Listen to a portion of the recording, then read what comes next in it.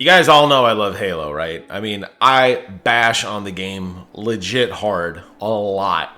And it comes from a place of love. So I'm going to prove that today by talking about a really cool event that just started the other day. I'm a little bit behind on this video. Just got home from travel. It's been kind of a rough week. But I wanted to talk about the Tactical Ops event, which just came out. So just like other battle passes we have seen in the past from Halo, like the Tenrai event or the Cyber Showdown event, the Tactical Ops event is a 14-day event. I know it says 13 here. Like I said, I'm a little behind. Even by the time I upload this, it'll be 12 days for you. But it's an event going on that is a lot of fun to participate in, and I recommend you do so. So just like other events, this one has a specific set of missions to them that revolve around Tactical Slayer. And you can tell that they're Tactical Slayer missions because they're denoted by that banner on the left-hand side of the orange banner with a star. And you can see while you have your traditional missions, assuming you haven't yet completed the original Battle Pass to get experience points, they have peppered in every other mission a Tactical Ops event, whether it's, I mean, you could read them here. I didn't see anything that really stood out to me that was overly, aggressive or over the top. I have seen some stuff online of people saying like this one, I think may be a little rough. And the fact that I have it twice is kind of hard, and that's to stop enemy killing sprees. That means you got to let somebody get at least 5 kills and then be the person to kill them. That's a little aggressive. We'll see how this shuffles out as the game goes on. I know people do get hot on Tactical Slayer. This may be a candidate for a swap. We'll have to wait and see what happens. But I really feel like it's worth it this time. I did appreciate and did enjoy the Cyber Showdown stuff. I did also enjoy the Tenrai event. And Tactical Ops has some pretty cool things going for it too. So as those challenges are completed, you will in turn unlock these rewards. Again, this is a 2-week challenge, so this isn't like your traditional weekly challenge where you have to rush through to complete something. Sorry, wrong button press there. Where you have to rush through and beat something to get the ultimate reward of the week. You got 2 weeks to do this. So what are you going to get? Well, there's some cool things. You're going to get a cool stance. There's a new visor color. There's an Emil charm for your gun, which looks awesome. I mean, come on. Emil is one of the, if not the most recognizable Spartans, maybe outside of the Sierra 117.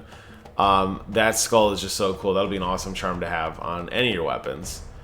They're giving away a lone wolf backdrop, which is really cool. A lot of the backdrops we have seen given away over the last couple months for the Halo Weekly Challenge or the weekly event have been kind of lacking. So it's really cool to see that we're actually getting like some cool ones, and this isn't that hard to beat. We're getting a new helmet, the Mark V Zeta helmet, which I like an awful lot. Some new chest armor, which has got like this, I don't even know what that is, honestly. There's definitely weapon pouches on the side. I'm assuming that thing in the front is supposed to be some sort of like, kind of reminds me of a shield generator, or like, remember Tony Stark had the nuclear reactor plate in his chest? Kind of reminds me of that. There's also a grenade pack available, so we got an ammo pouch there with some grenades and a radio for your left hip. Some new gloves, the Tigris gloves, which really go hand in hand with with this kind if you're going for that circle look. But by far the coolest one, and the one I'm most excited for, is the level 9 Scorpion Punch, which includes an armor coating that is a standard gray, nothing exciting to see here, but you're getting a really cool accented arm piece on the right hand side.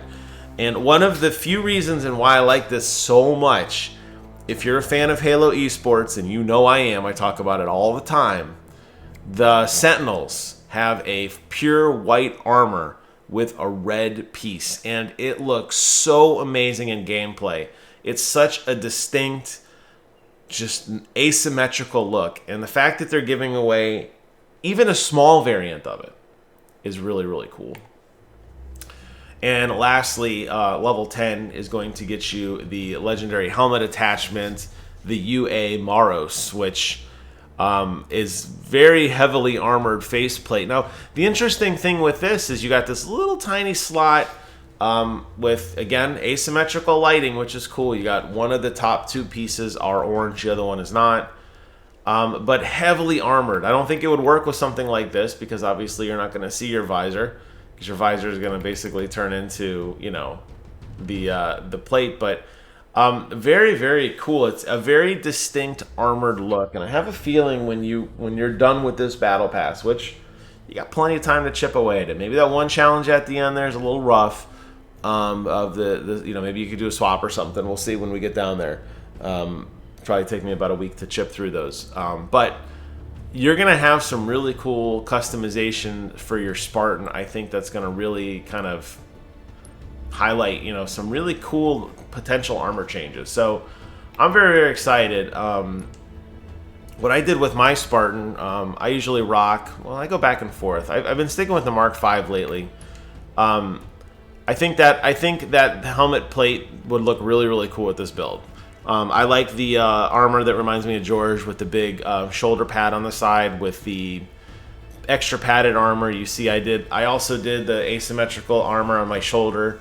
My thought process was, since I think all Spartans are right-handed, I don't think you can toggle to be a lefty in this game. My thought was that while you're holding your gun with your right hand, your left hand and your left shoulder are sticking slightly out in front of you, and that is kind of the place you want to have all of your extra armor. So if somebody's walking at you kind of holding a gun, you know, up against their shoulder, they're going to be kind of walking at you from this angle. And you're going to have a little bit of extra padding on the left neck. You're going to have a little bit of extra padding on the left arm. And then obviously you got that massive shoulder plate, you know, or chest plate rather, that has, you know, additional stuff. But I'm thinking about already some of the customizations that could be available by getting some of this other stuff, and I'm really excited for it. So if you haven't had a chance yet, first off, go back and you know, get back into Halo, because while there are still a litany of issues, and there's still some major server issues, and clearly content, even though we got a little bit of drip feed now, is largely sparse, this is actually an event worth checking out. The fact that you're getting a new helmet, the fact that you're going to have to be playing Tactical Slayer, which is a little more of an aggressive mode, and the fact that you're going to be getting some cool rewards from it, including an Emil charm, right? I mean, you can't pass that stuff up. So do yourself a favor and check it out. You got 2 weeks to do so. Put down the controller on Elden Ring, go play Halo for a while, and enjoy the new content, guys. I hope you guys found this video fun and informative. Thank you all so much for watching. Take care of yourselves, and until next time, I will see you guys on the other side.